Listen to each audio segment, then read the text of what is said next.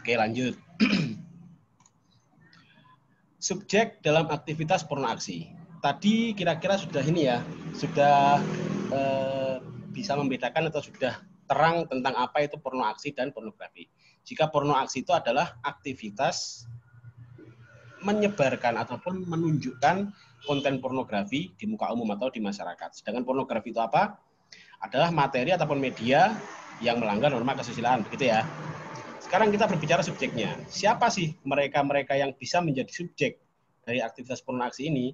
Adalah orang yang memproduksi, membuat, memperbanyak, menggandakan, menyebarluaskan, menyiarkan, mengimpor, mengekspor, menawarkan, memperjualbelikan, menyewakan atau menyediakan konten pornografi yang secara eksplisit atau dikerucutkan ke dalam beberapa hal. Utamanya satu, persenggamaan termasuk persenggamaan yang menyimpang. Dua, kekerasan seksual. Tiga, masturbasi atau onani. 4, ketelanjangan atau tampilan yang mengesankan ketelanjangan. 5, alat kelamin. Dan keenam, pornografi anak. Poin 4 ini, ketelanjangan ini berarti otomatis ya telanjang dalam arti yang sebenarnya. Sedangkan tampilan yang mengesankan ketelanjangan secara faktualnya tidak telanjang, tapi memiliki akibat ataupun nuansa ataupun istilahnya apa ya, suasana yang sama yang sama-sama dirasakan saat melihat seorang itu telanjang begitu loh. Jadi dia telanjang secara materi tapi tidak telanjang secara forma. Artinya begitu. Kira-kira bisa dipahami ya poin yang di sini. Oke. Ini subjek dalam aktivitas porno aksi. Penjelasan dari pasal 4 ayat 1 Undang-Undang Pornografi dari pasal tersebut. Yang dimaksud dengan membuat adalah tidak termasuk untuk dirinya sendiri dan untuk kepentingannya sendiri.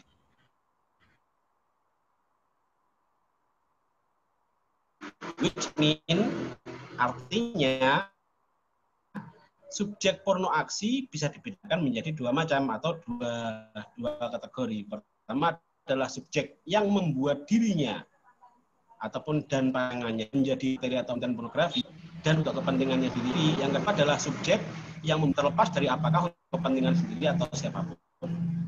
Nah, yang masuk porno aksi itu mana? Itu dalam undang-undang ini dijelaskan pada penjelasan sendiri dan kepentingan sendiri. Artinya apa? Yang dimaksud undang-undang ini dengan porno aksi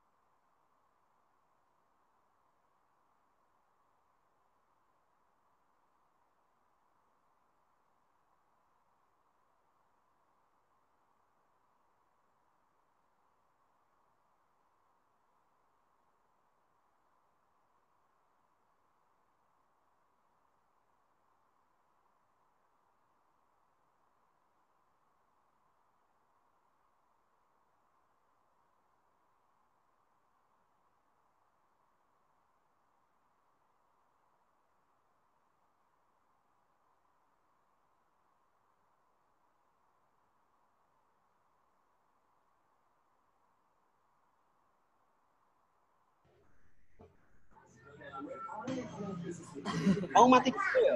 Iya Pak, mati peta. Mungkin bisa diulangi satu file Pak. Orang malah. Iya Pak. Bisa Bapak ulangi lagi Pak satu slide tadi Pak. Soalnya tadi langsung mati gitu loh Pak penjelasan dari Bapak. Ini penjelasan ini. Oke. Artinya begini. Jika subjeknya itu kan secara harfiah bisa diartikan sebagai Set. Nah. Subjek ini kan aslinya atau simpelnya kan merupakan orang yang membuat ataupun memperbanyak, menggandakan, menyebarluaskan konten ini tadi kan. Nah, tapi berdasarkan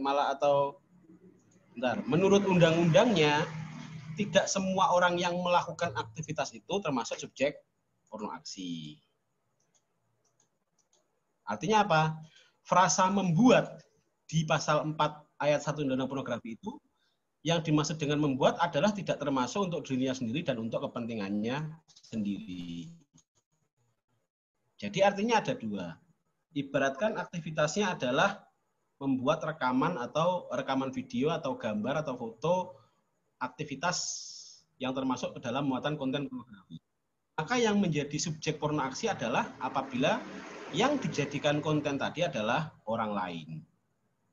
Gitu loh. Jika dia membuat rekaman ataupun foto, rekaman berupa video atau foto, tapi yang menjadi kontennya itu adalah dirinya sendiri, untuk kepentingannya sendiri, menurut penjelasan pasal 4 Undang-Undang Pornografi, bukan termasuk porno aksi. Itu. Oke. Nah, lantas bagaimana jika sampai tersebar? Ini kira-kira grand pertanyaannya atau grand permasalahannya di sini. Tadi secara aksiologi atau perbuatan bisa dikategorikan ke dalam dua subjek, gitu ya. Subjek yang merekam dirinya sendiri dan pasangannya atau subjek yang merekam orang lain. Oke. Secara arti penjelasan dari pasal 4 adalah makna membuat di sana kan tidak termasuk jika yang direkam itu adalah dirinya sendiri. Tapi terlepas dari kedua klasifikasi tadi, bagaimana jika sampai tersebar?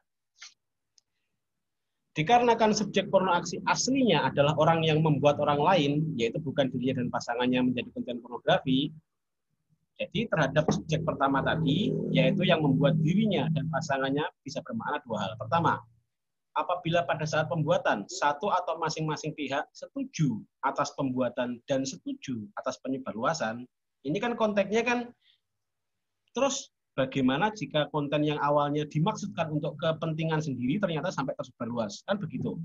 Nah, jika di awal pas pembuatan itu setuju atas pembuatan dan setuju atas penyebarluasan, maka tiap-tiap pelakunya bisa dikenakan muatan porno aksi. Bisa dikategorikan pelaku dari penyebaran pornografi.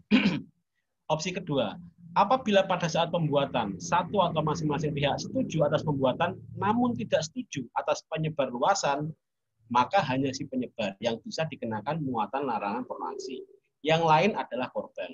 Arti korban di sini semata-mata dia menjadi korban dari penyebarluasan pornografi. Jadi karena memang dari awal dia tidak menyetujui konten tersebut disebarluaskan.